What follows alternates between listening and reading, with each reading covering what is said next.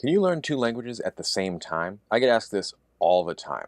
I think we all sort of know that yes, you can, but people are asking if it's effective, efficient, and whether you should. Am I shooting myself in the foot by trying to learn Spanish and Italian at the same time? What about Spanish and Mandarin?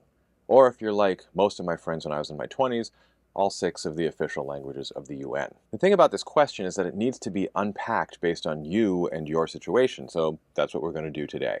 Stick around and I'll tell you when you can beneficially study multiple languages at once and when it's maybe not such a great idea. If you don't know me already, I'm Dr. Taylor Jones. I've got a PhD in linguistics from the University of Pennsylvania, and I'm a world traveler who speaks a handful of languages, and some of them I even speak well.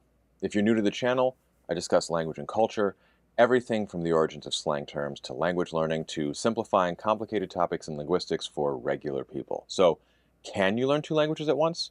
Sure. I'll even tell you how to do it at the end of the video. Should you? Stick around. I'm Dr. Taylor Jones, and this is Language Jones.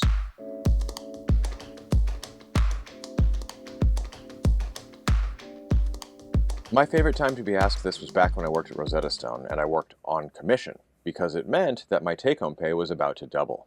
Although, at this point, honestly, I would not recommend the same course for two different languages, like two Rosetta Stone courses simultaneously.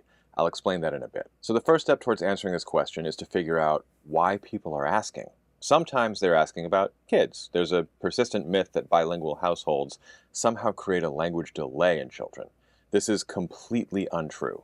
But people are worried about their kids and regular linguistic development. The other reason people ask is because they want to study two or more languages at a time and they don't know if they can or should. And there's a third reason I'll address at the end. So if we're talking kids, the more languages the merrier. However, there are some considerations. First, while multiple languages will not negatively impact a child and in fact will positively affect the child, it is true that a child who grows up with two languages at home will develop, on average, slightly slower in a single language than their monolingual peers. But they also develop more quickly overall, and they catch up in each language without any need for intervention.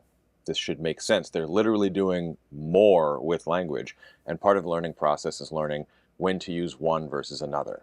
And they may have a much larger vocabulary overall, but it's spread across two languages, not one, giving the illusion of a language delay. There's a couple of ways to raise a bilingual child, but none of them are use the language as a secret language when you don't want them to understand, or don't speak it to them because they don't know it, but then berate them for not knowing it. The gold standards are OPOL, one parent, one language, as well as minority language at home if both parents can speak it well enough, and a situational approach where they speak one language in a given place or time and the other in another. For instance, on parle français à la table. This is generally not what people are asking about because more often than not, they're asking about themselves. Won't somebody think of the children? So for adults, or adult-like people who have responsibilities and freedoms, but also not a fully formed prefrontal cortex, things are a little different, especially because we're talking study and not acquisition. There are a few challenges and a few benefits, so we'll talk about why to do so and when not to. The challenges might be obvious on reflection, but for most of us, we haven't really thought about why it seems daunting. So here's the deal.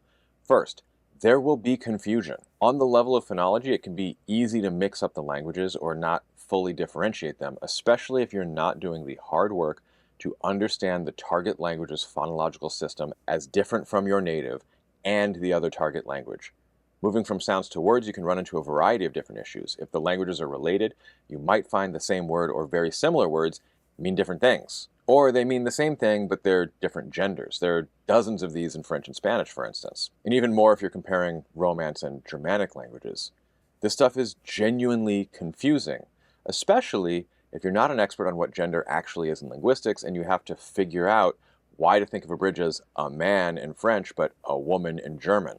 This is not at all how gender in language actually works, but it's a common misconception. For those of you playing the home game, I mentioned gender, so take a shot. Moving up from the word level, you can even run into confusion in syntactic patterns. French and Spanish put pronoun clitics in slightly different places, for instance. Yiddish, Dutch, and German are all verb second, but differ radically in how they deal with compound verbs and verbs in subordinate clauses. And if they're very different, then you won't have that issue, but you'll have the issue of having to manage double the memorization just to stay on top of basic vocabulary and grammar in both. More important than all of this is the issue I'm talking around. In a recent video, I talked about why we sometimes glitch out and forget a word in our first language. The psycholinguistic research is clear. When we're multilingual, part of speaking a language is activating the one you want to speak and all the networks of phonological and semantic priming, and then suppressing everything else. When you study two languages at the same time, you have to cultivate the ability to activate a target language and simultaneously be able to suppress your other languages, including the other language you're currently in the process of learning to activate. So it's just tiring for your brain. After years and years of living that polyglot linguist life, I feel like I'm switching desktops or something. It's literally like flipping a switch to go to a different partition of the mental drive. This is a real feeling, but also not borne out by the science. Most of the phonological and semantic networks seem to overlap significantly in the brain. But the point is, it feels like a conscious brain decision, like choosing to use a knife and fork or setting them down and using chopsticks. You have to develop that skill with two languages in tandem. All this adds up to slower progress. That is, unless you can spend more time. First, you'll have to deal with that confusion and it will take longer to learn things. Second, it's just a logistical issue. You only have so much time in a day and you're splitting your efforts. But this might not even be a bad thing depending on personality and your linguistic proclivities. I'll explain in a second. That said, those are basically all of the challenges. So why do it then? There are a handful of benefits. First, if you want to learn two languages, if you do them sequentially, you have to determine a few things. First, how do you know you're good enough at language A to pivot to language B? Do you have any external feedback or mechanisms for deciding this? Second, when do you want or need to use language B? If you just want a baseline level of competence, especially if you want to use both sooner rather than wait on one, it's completely reasonable to study two simultaneously. You'll get to pretty good pretty quickly. Then you might want to focus more on one or the other. Second, related languages can reinforce one another. All that priming I talked about before, that's a double-edged sword, and it's not all bad. I have a friend who speaks French, Italian, Spanish, and Portuguese, and they all prime one another. Beyond that, the differences then become memorable as well. So the very thing that makes them a little harder to learn at once makes each more memorable. And beyond the benefits, some people just need to. A colleague of mine is a historical linguist. His prereqs were knowledge of Latin, Greek, and Sanskrit, and specifically to compare them. Basically, every historical linguist I know deals in language families, not individual languages. And even if that's not you, maybe you want to go on a trip and they speak French in one place, German in another, and Italian in a third. Or maybe you just want to go to Switzerland. But also, forgetting all that, maybe you just want to? That's completely okay. Often the real question, see, I told you I'd get back to this, often the real question is not one of ability, but one of permission. If you're interested in two languages or more, go for it. So let's get down to the most important part that people often don't ask. How do you study multiple languages at once? First, I'd recommend different resources. I mentioned before that I would sell different languages in Rosetta Stone. I don't recommend this as a study method.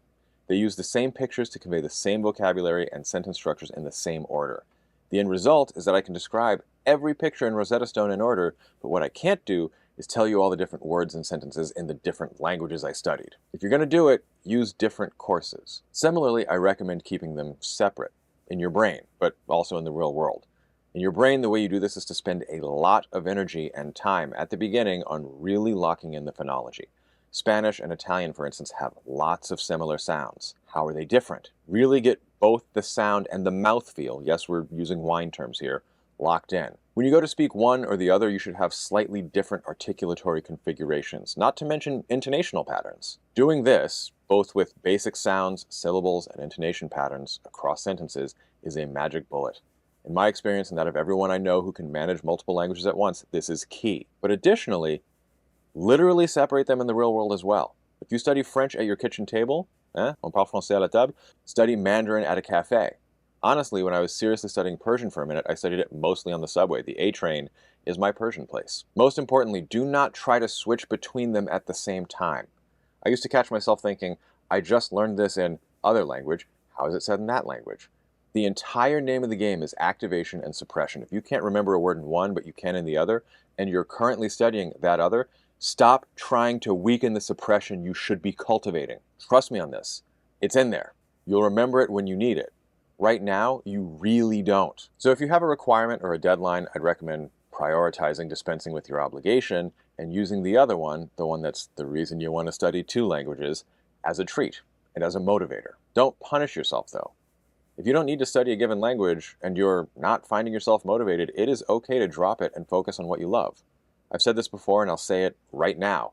You deserve to be happy. Learning a language can be practical, but it doesn't have to be. And no language is a prerequisite for another language. I'm looking at you, Latin and French. Instead, the act of learning one will help with the other, with any other. So yes, you can learn 2 or more languages at the same time. Any given day, I probably study 2 and study another 3 to 5 less seriously because I get a dopamine hit from words. I have an addiction to lingo, a language Jones. If you go into it aware of what the challenges are, and with a game plan for how you will address them, if you even need to, you're good. Enjoy. If you like what I'm doing with the channel, please like and subscribe and leave me a comment. If you'd like to support the channel, you can do so right here on YouTube with super thanks and super chat, or you can head on over to patreon.com/languagejones. Special thanks to all my patrons. If you liked this video, let me know. But also, you'll probably like some of my others. YouTube thinks that you'll like this one based on your unique viewing history.